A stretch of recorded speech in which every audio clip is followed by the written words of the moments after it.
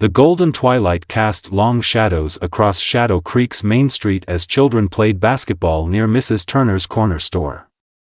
The town's simple charm radiated through its well-kept gardens, colorful murals, and the constant sound of laughter echoing from porches. Yet high above, on the roof of the abandoned Carson Mill, 4 pairs of eyes watched through high-powered scopes, their presence unknown to the people below.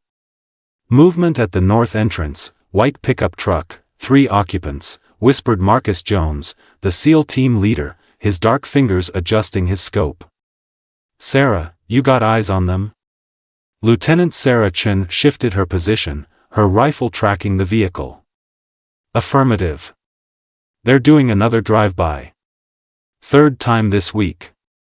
On the opposite corner, Raj Patel and Tom O'Connor maintained their sectors, their weapons concealed but ready.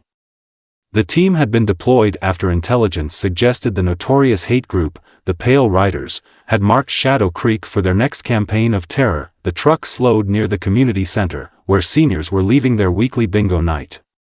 The driver, sporting a distinctive snake tattoo on his neck, leaned out and snapped photos. The elderly residents hurried inside, their faces tight with worry. "They're getting bolder," Tom noted, his jaw clenching. "That's Jake Miller, their new leader. FBI's got a thick file on him." "Keep watching," Marcus ordered, his voice steady but firm. "We stay invisible until we have no choice.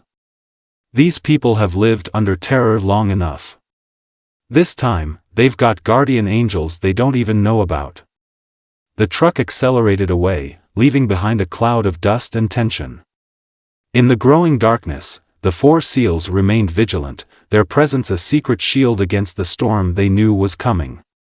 The next morning, Lisa Thompson stood on the steps of Shadow Creek's town hall, her hands trembling as she read the spray-painted message across the building's brick facade, "Leave now or burn."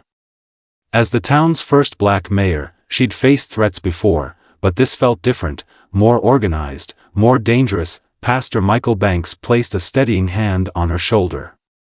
"We've survived worse, Lisa.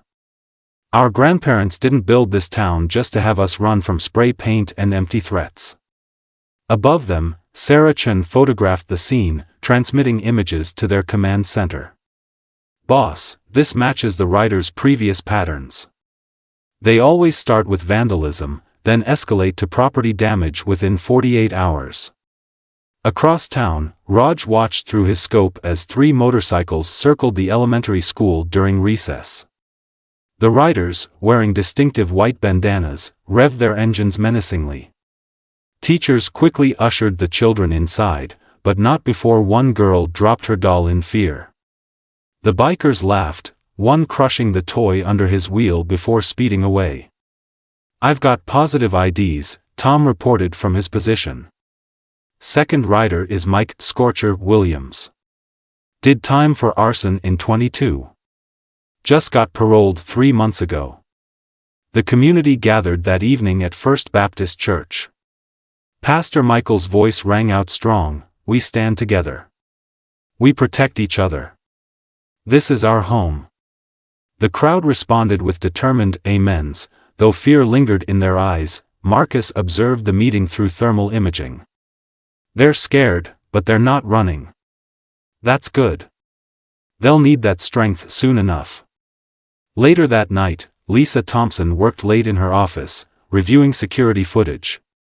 A brick crashed through her window, missing her head by inches. The note attached read, "Next time we won't miss."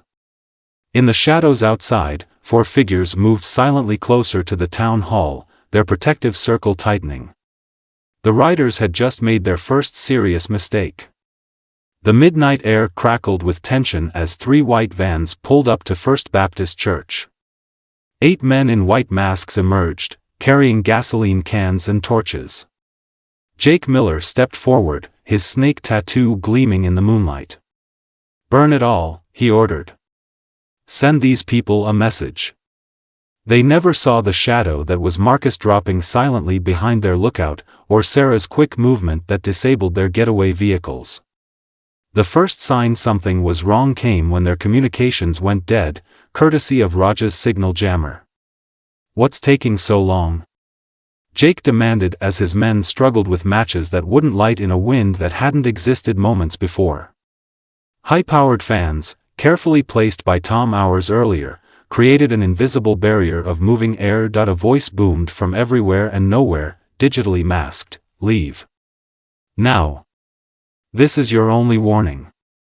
2 men ran, dropping their cans. The others raised weapons, firing wildly into the darkness.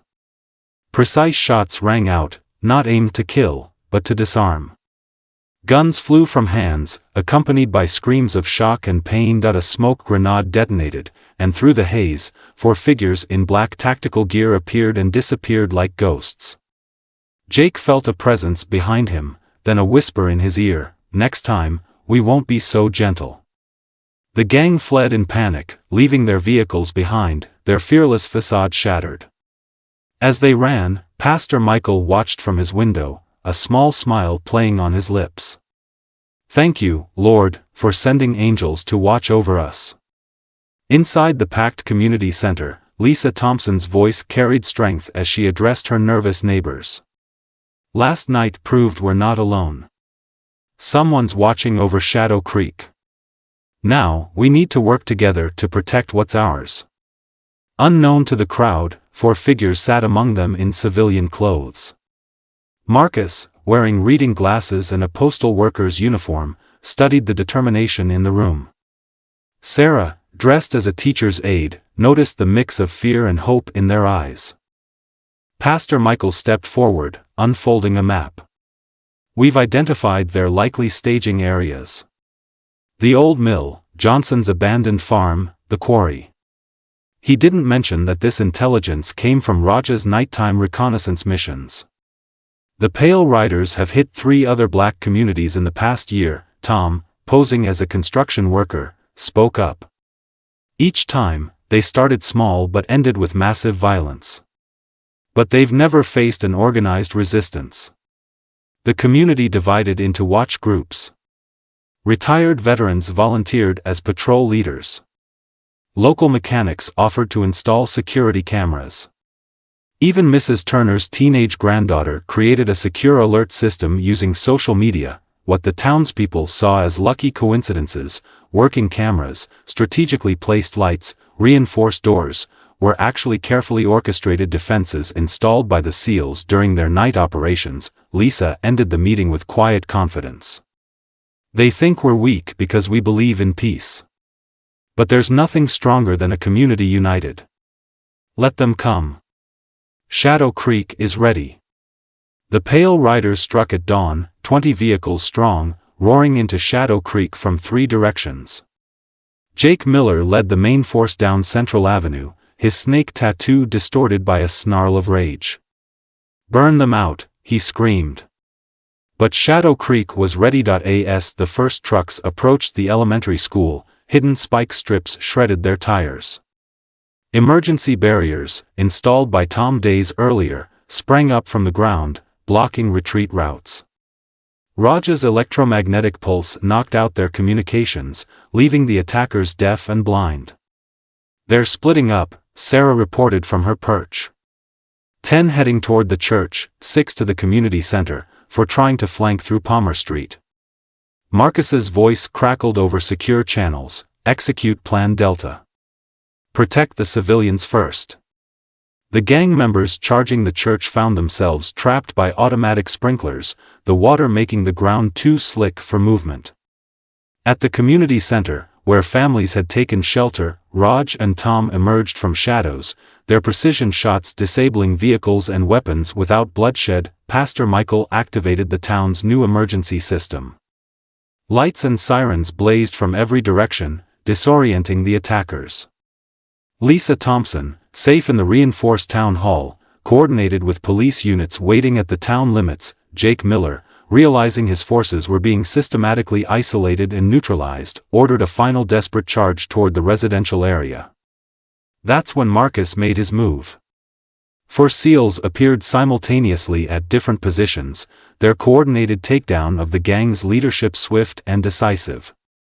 "Shadow Creek is protected," Marcus announced over the gang's own hijacked radio frequency. Leave now, or be carried out. The remaining riders, faced with professional military precision they never expected in a small town, threw down their weapons. As police sirens grew closer, Jake Miller found himself zip-tied and kneeling, his grand plan of terror reduced to complete failure.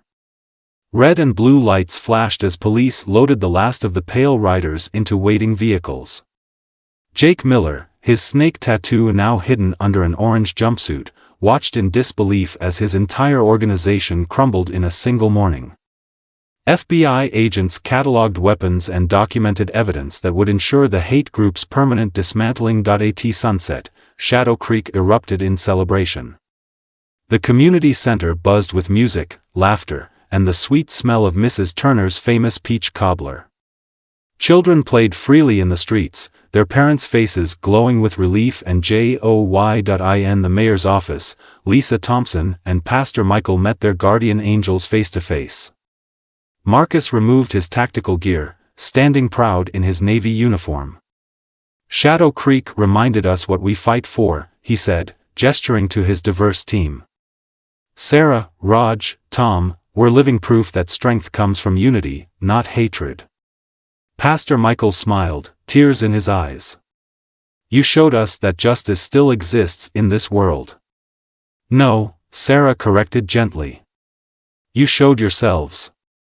We just gave you the tools. Your courage, your unity, that's what defeated them. Lisa looked out her window at the celebrating town. Shadow Creek will always stand strong, she declared. Not because we're protected by heroes, but because we are heroes, every one of us.